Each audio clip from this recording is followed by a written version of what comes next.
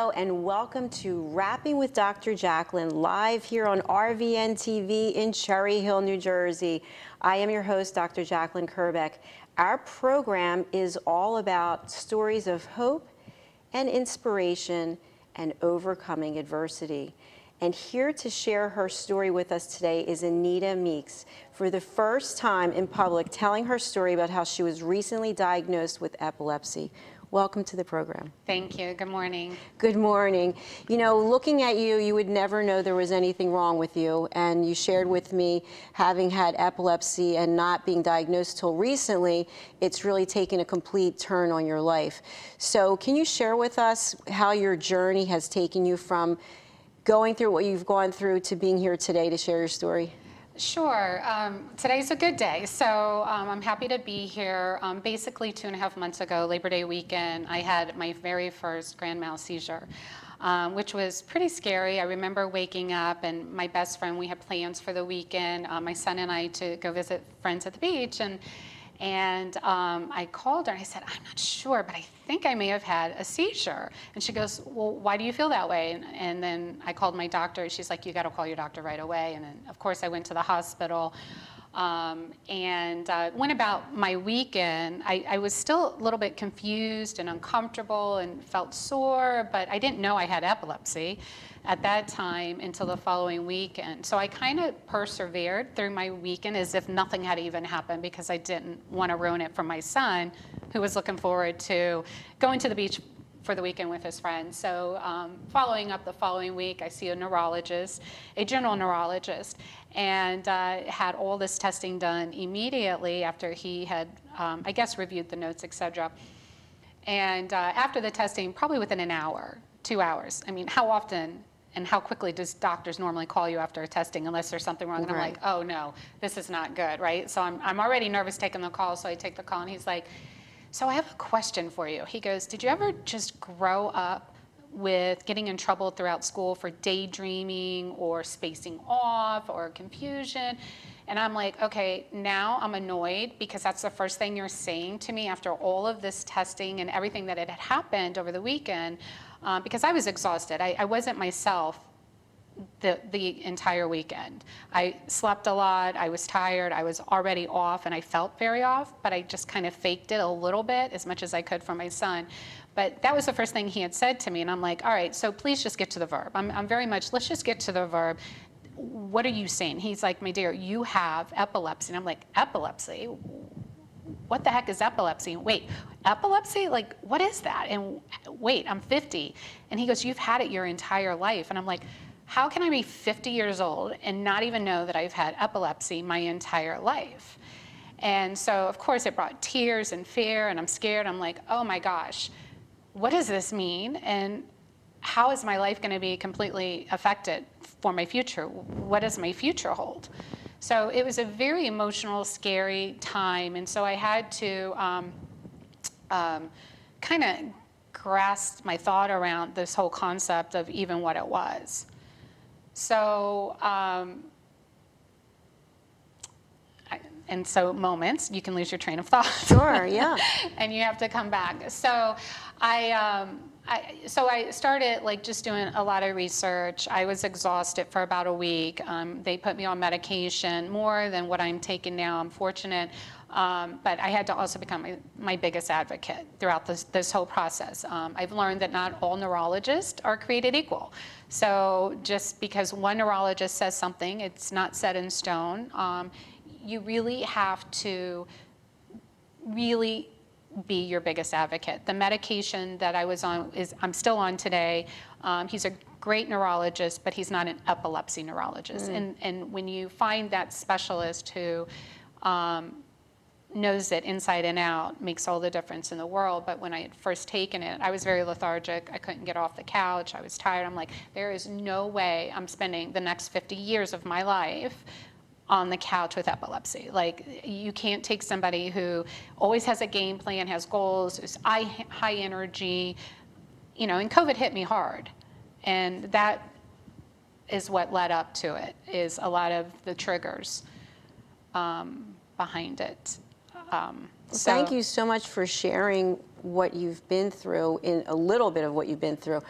When you had that grand mal seizure, do you recall now thinking back, like what actually did you experience? For people out there who don't know anything about it. So I'm not an expert, but I can certainly share what I experienced. I remember it was, I don't even know what time it was. I'm assuming, I feel as though it may have been like early morning hours, maybe between 4, 5, 6 o'clock in the morning, I think. And I was asleep, and then I felt like this tingling sensation in my calves, and I'm like, oh, I'm just tired, because insomnia, which I was suffering from along with stress, I was not sleeping well, not eating well, and I'm like, I'm just maybe just weak and tired, low blood sugar, making all kinds of excuses as to what what this could possibly be.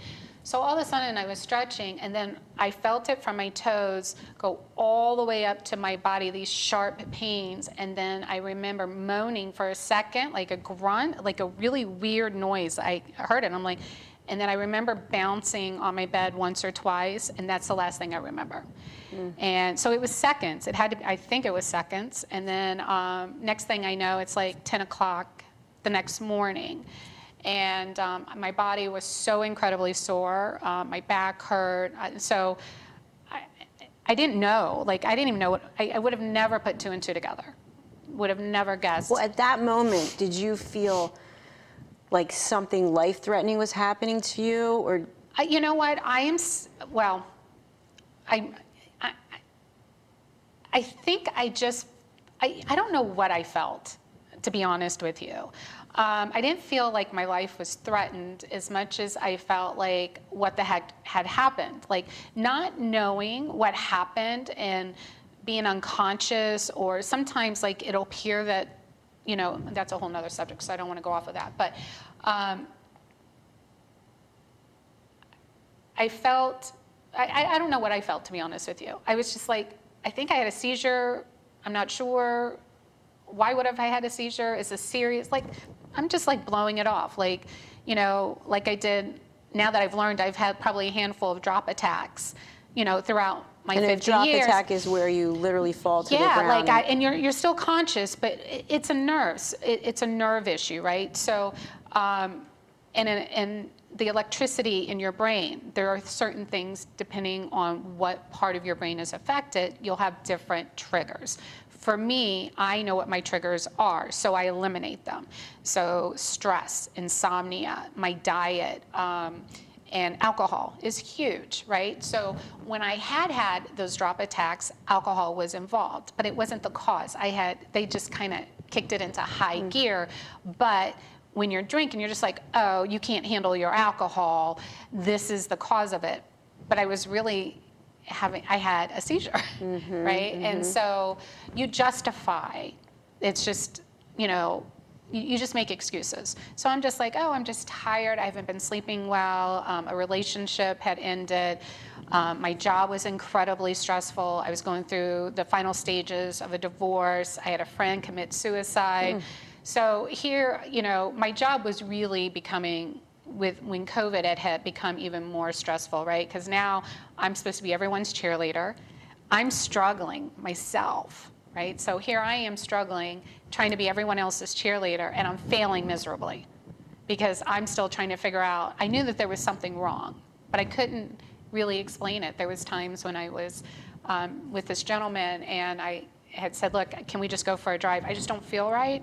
Like, I'm just like, and I don't want our kids to witness that I'm just not myself right now. And I couldn't even explain it to him.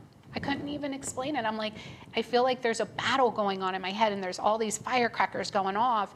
And of course, it's a new relationship, and I'm thinking, oh my gosh, he probably thinks I'm a complete wackadoodle. Here's this new girl that I'm dating, and she's needing to go for a drive because she's mentally like not feeling normal, right? And I couldn't really explain to anybody. So I just kind of tried to figure this all out on my own. That I knew I was off, but I couldn't figure it out. I blamed it on stress. I blamed it on insomnia. I blamed it on the divorce and other things that were happening in my life. So since you have this diagnosis, has any of that stress been eliminated? All of it. Okay. all of it, right? So I'm no longer seeing the gentleman. My divorce came final. I'm no longer with the company that I was representing before. So all of it has been eliminated. And I still, and I have to be, I don't know what my future is going to hold. Am I scared to death? Absolutely. But one thing that I do know is that I'm incredibly passionate about spreading awareness of epilepsy, because I was judged, right? So my feelings were so incredibly hurt, and having seizures in front of individuals that didn't even recognize them, right? Instead, I was negatively being judged.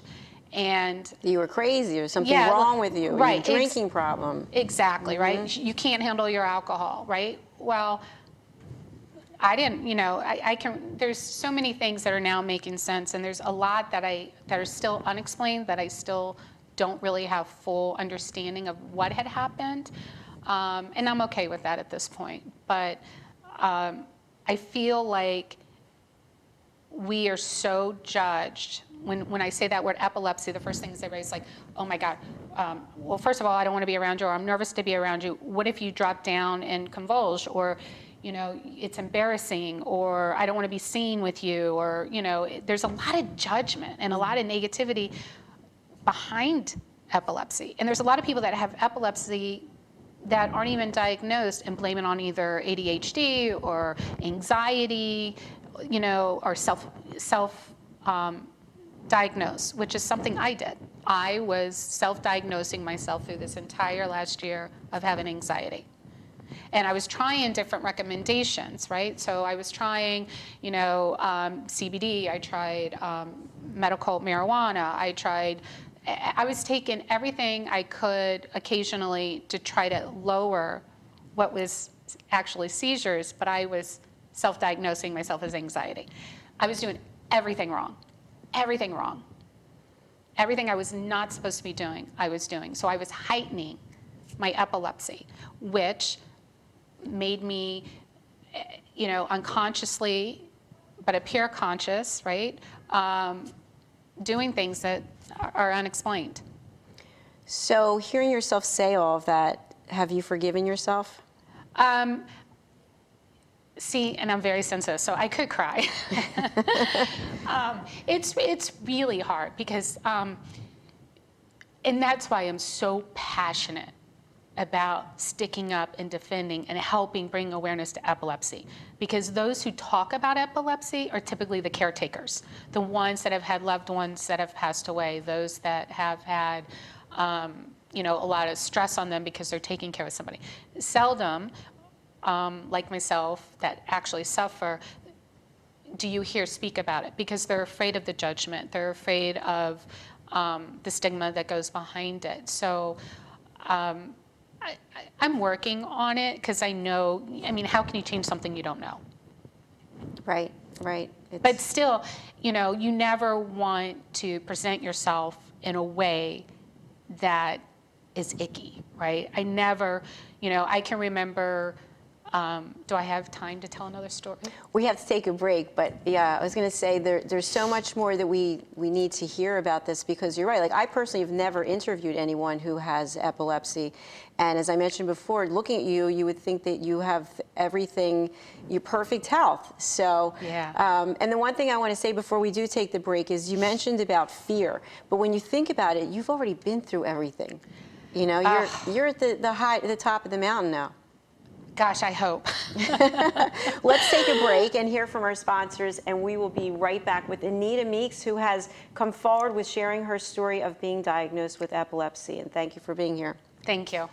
We'll be right back. Why buy local? When you shop with local businesses, you're spending your money on more than just the item you're buying. You're adding a building block to your neighborhood. It starts with a single purchase, maybe a cup of coffee, groceries from a local co-op, or even a shiny new bicycle from one of the nearly 28 million small businesses nationwide. Your money doesn't stay in the till for long, though. Local business owners use the money to create a lot of economic activity in your neighborhood, like buying from suppliers, many of whom are also local businesses, paying taxes to the city, which builds and maintains the infrastructure we all rely on, employing local workers, contributing to 65% of the net new jobs each year.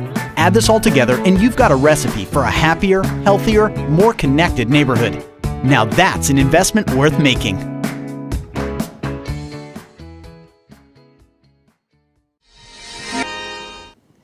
Welcome back to Rapping with Dr. Jacalyn, live here on RVNtv in Cherry Hill, New Jersey. My guest today, Anita Meeks, is sharing her story for the first time about being diagnosed with epilepsy, and she's being so transparent and open and honest. So for any of you out there who have epilepsy or you're not sure what it is you have, please listen to the rest of her story.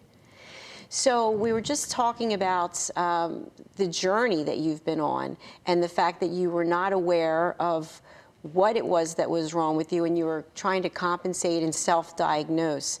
What would you say to people out there who are watching the program who may be in the same place that you are, thinking, well, maybe it's stress, maybe it's alcohol? What would you say to them? Stop self-diagnosing, right? It could be life-changing. Not only can it be life-changing, it could save a life, right? So if I continued down the path, I could have easily continued with grand mal seizures and died in my sleep. And that's not uncommon for epilepsy, and there's a diagnosis for that. My seizures were nighttime seizures. And so that's a high risk of SUDEP, which is sudden unexpected death with epilepsy. And I knew that right away, after I started on this medication and being so incredibly lethargic, I'm like, there's no way I'm spending the next 50 years of my life the way I spent the last 50 years. And so I just really dug in really deep into what I could do to not only change my life, minimize and eliminate the triggers for epilepsy, but more importantly, how can I manage it? I still have like silent seizures, but you wouldn't know it unless I told you. And I, depending on if I'm in a safe zone, meaning if I'm around people that I feel comfortable with, I'll be like, I'll make a joke and I'll try to be lighthearted, be like, I'll be right back. Or if I drop a glass or if I have a jerk movement, I'm like, oh, sorry, just had a moment. Or, so did I answer your question? Yes, you did. You did answer my question. So one thing that I definitely can relate to you about it, I have ulcerative colitis, and I get really nervous, and I worry I'm going to have to run to the bathroom in the middle of a sentence, and I don't want to share with people about that, right, which is sharing. But a lot of times, and I want to know your thoughts about this, a lot of times it's about the other person's discomfort. It is. It's about them being like, what am I supposed to do now? I don't know. But if you're confident in yourself, you know who you are, like you have a diagnosis now. So if somebody starts to act in a way that's on them. Sure. Right? It is. And I try to keep it really lighthearted, right? Like, hey, look, I'm okay. Like, sure. And I have a 13-year-old at home. And I tell him, I said, look, if mom ever just drops to the ground, pretend she's dancing. Like, I love to dance around the house. I think I'm like the next country singer, right? Like the next country music star, right? So I say, look, just make sure mom is safe. Like, move wherever I'm at, just make sure there's no furniture, and just dance with me. And I'm gonna be dancing so hard, I may just fall asleep. And let me sleep. It'll be okay. Mommy will come right back up. But if I dance too long, like longer than 4 or 5 minutes, call 911, right? There's certain aids that you need to recognize in people with seizures. And so I said, just call 911. Or if you are uncomfortable and you're scared, call 911. Like, don't ever be afraid to call 911, or just dance with me. Mommy will be okay, right? So I try to keep it lighthearted, because I'm just equally as smart as the next person. I can still function. I can still be successful. I now recognize my seizures. I recognize when I'm having a moment. And so I will, it could be the blinking of the eyes. I had a friend tell me last week when I was speaking with her, she's like, I remember on a video conference call, you were speaking, and all of a sudden your eyes were like doing unique things, and it only lasts for like 10 or 15 seconds, right? So it's nothing dramatic, and you may or may not recognize it. And I think that that's really there's more of us that are suffering. I think the statistics are like 1 in 26 people suffer from epilepsy. And all epilepsy is that you have multiple seizures that are undefined. That's all it is. Chances are everybody in this world at some point, due to stress, insomnia, low blood sugar, will have a seizure. And it could be a silent one. It could be just like a quick blink of the eye or a jerk movement, or there's so many different types of seizures. It doesn't mean we're not functionable. It doesn't mean we can't be successful.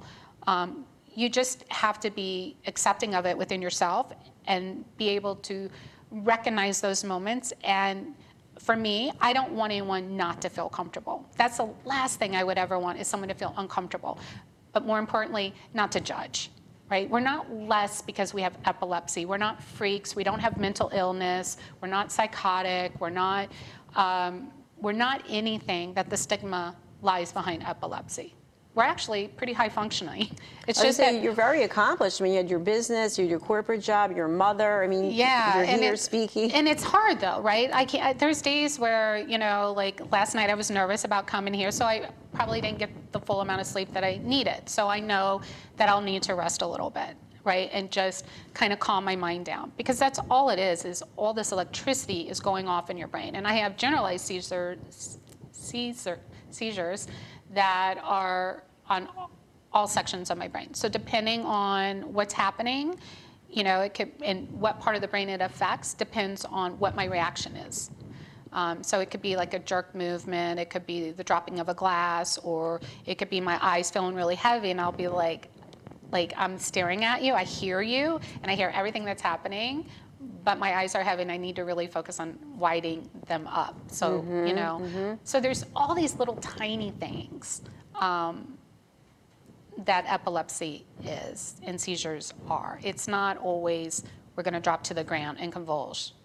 I mean, that's the first reaction. It's like, oh my gosh, I don't wanna be embarrassed, I don't wanna deal with it, I don't want the drama, I don't want the, you know, like, I just want this, you know. So I really try to make it lighthearted and make people feel comfortable, or help people, not make them, but help them feel comfortable. Because I'm not less than. Absolutely and that's not. the way people sometimes can make you feel.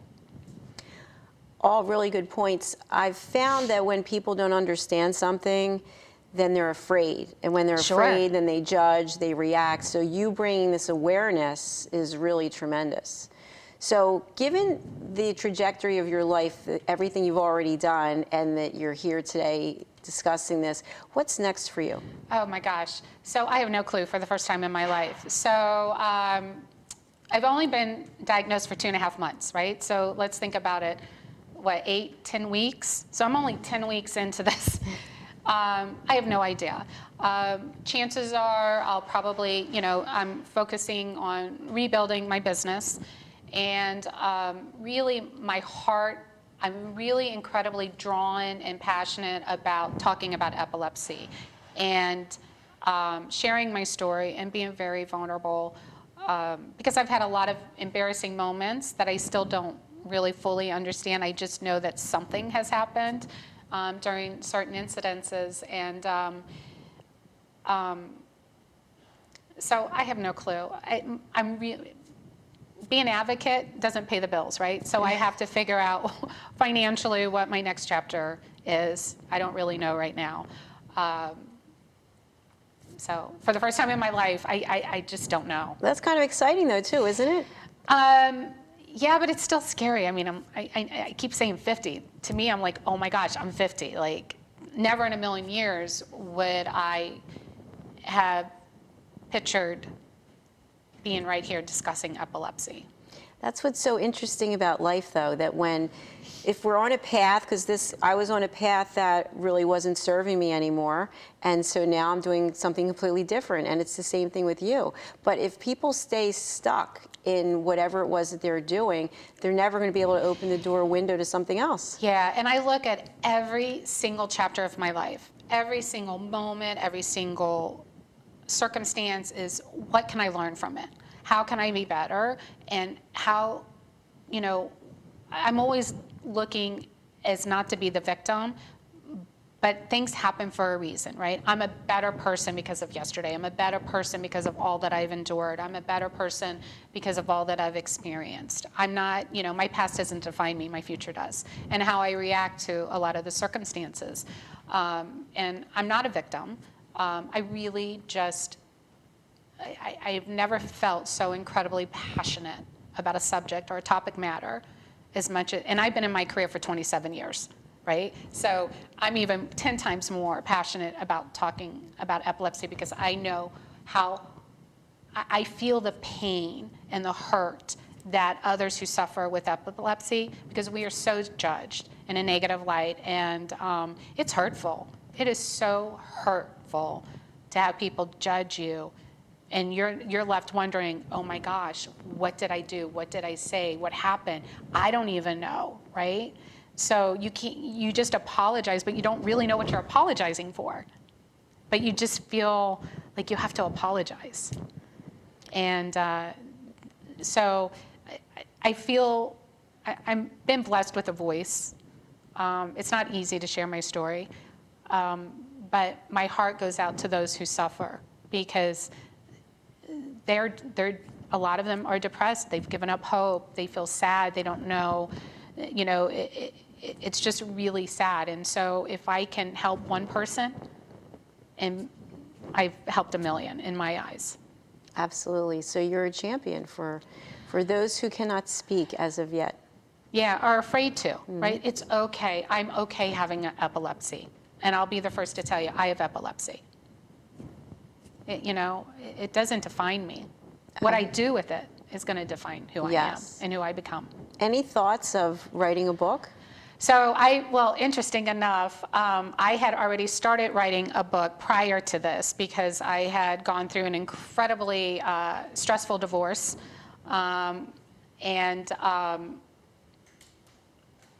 So it's just, yeah. Yes. Yeah, I've already started it. Now I gotta reevaluate, where the beginning and the end is, where the middle is, because now this has taken me to a whole different mindset and a whole different direction.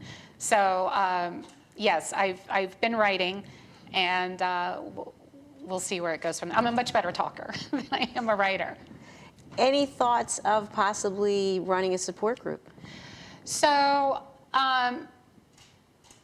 yes. However, I feel as though there are so many out there. I love engaging with what's already out there. So, like I said, I don't even know how to begin. I'm not a marketer, right? So I'm not, what few posts I put on Facebook takes me a long time to write. It could be short, but for me, it takes a long time because, I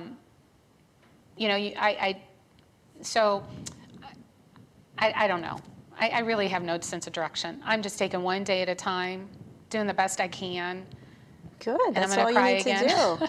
That's all you need to do. Wasn't expecting you to make me bring tears to my eyes. Well, in my experience, there's so much passion and energy and fear and shame and all the things that we feel from having some type of condition. But the truth is, everyone has something, right? Everybody has something in their life when you get to be a certain age. I'm 57, and I never talked about my situation with ulcerative colitis, and now I talk to anyone. Yeah, I have ulcerative colitis. Yeah, you have epilepsy, right? So if we can inspire people, to your point, just one person, and help change their lives. So what about the business that you have? What type of business, the industry? So I have always been in the payment processing industry. That's all I've ever known. Okay. So now more than ever, with just the sadness of COVID and how it affects businesses, this is actually a very prime time for my industry. Because we can really make a difference in helping streamline and reduce some of their fees and help them be safe and secure with all that's going on with COVID. Exactly. Knowing a little bit about what you do, I thought this is a great time for you to get back in there. So, Anita, we've come to the end of our interview. Shockingly enough, the time's flown by, but how can people get in touch with you? So as of right now, just my personal Facebook page, which is Anita Meeks. I mean, I'm not. Perfect. They can just go to your social media page, or are you on LinkedIn? I am. Okay, so social media, look for Anita Meeks, and her name is up on the display, Meeks. I thank you for being here today. Last words for somebody out there with epilepsy and they're just not where you are talking about it. So my last words and my advice is you have to be your biggest self-advocate and never to give up or never give hope or give up and keep the hope and faith, because being your self-advocate, I've accomplished so much. I've been drinking and sleeping epilepsy and educating myself on it just so that I can function on a daily basis. If I followed what worked for everybody else, I may not be where I am today. So I had to find my own, and I had to figure out what was going to work best for me so that I can show up every day and be the best that I can be. And I want others to feel the same. That is beautiful. My heartfelt thanks for you being here today. I really appreciate it, and I really love the fact that you've come forward to share your story, and I wish you the best, and I'm sure we'll stay in touch. Thank you. Thank you. Thank you. That is a wrap for today on Rapping with Dr. Jacalyn here at RVNtv. We will see you next time. Stay safe.